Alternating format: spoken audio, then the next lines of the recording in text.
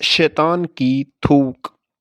خدا نے جب حضرت آدم علیہ السلام کا پتلا مبارک تیار فرمایا تو فرشتے حضرت آدم علیہ السلام کے اس پتلے مبارک کی زیارت کرتے تھے، مگر شیطان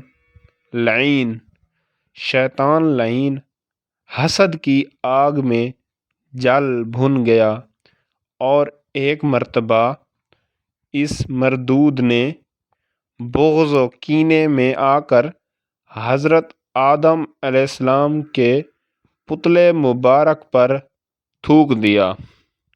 یہ تھوک حضرت آدم علیہ السلام کی ناف مبارک کے مقام پر پڑی۔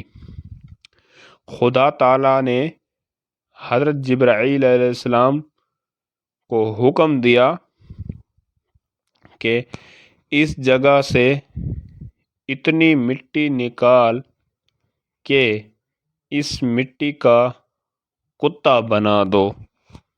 چنانچہ اس شیطانی تھوک سے ملی ہوئی مٹی کا کتا بنایا